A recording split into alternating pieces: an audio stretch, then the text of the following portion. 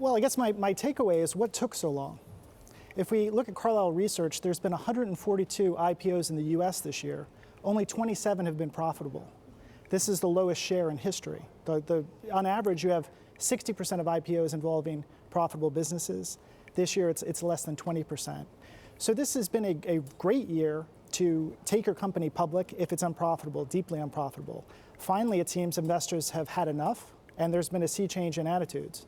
So do you think that fewer companies are going to go public and they'll just stick with secondary kinds of transactions where one private equity sells to another private equity firm? Well, if I were a public investor, what I'd be worried about is adverse selection in terms of what's been added to the public markets this year.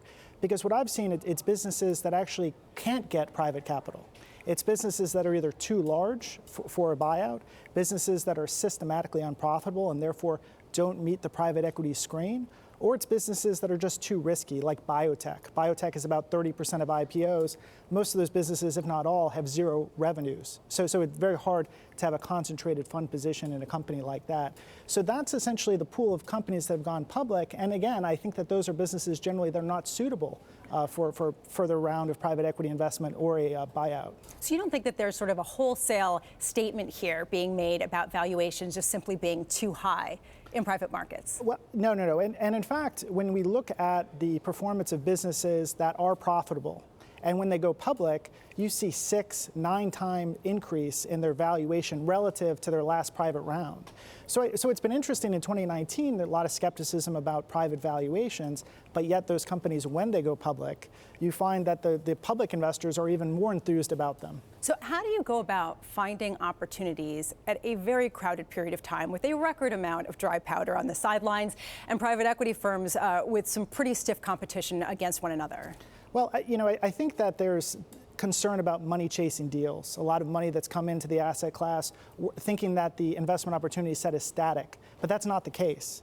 The number of public companies is actually contracted by 55% over the last 20 years. And there's actually a very significant target-rich environment involving companies that are neither sponsored nor public. And so just the data, 20,000 companies in the United States with 500 or more employees.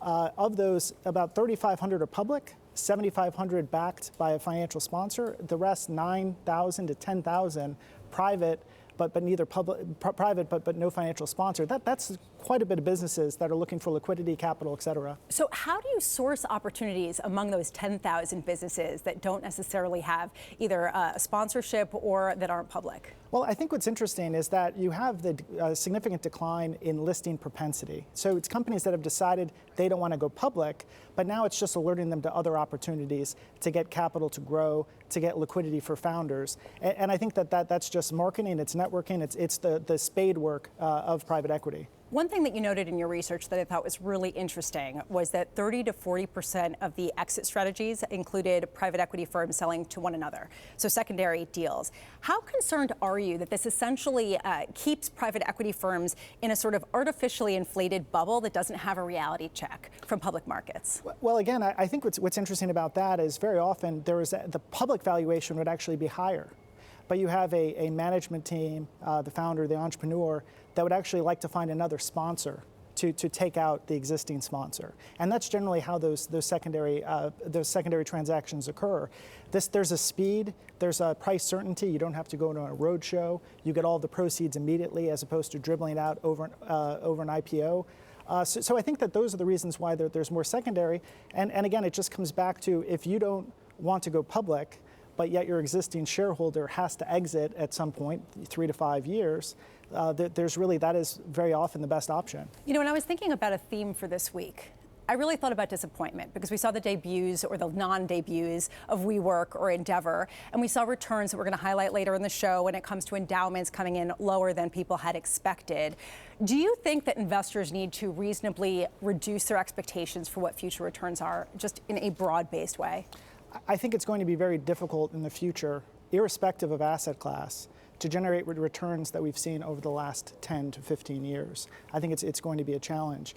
You have valuations that are very high. You have margins, for the most part, that are very high. So most of the growth is going to come most of the returns are going to come from growth, and most of that growth is going to have to come on the top line, and I think it's going to be very challenging to generate. So again, I think it's an issue that is across asset classes and something that investors are going to have to grapple with.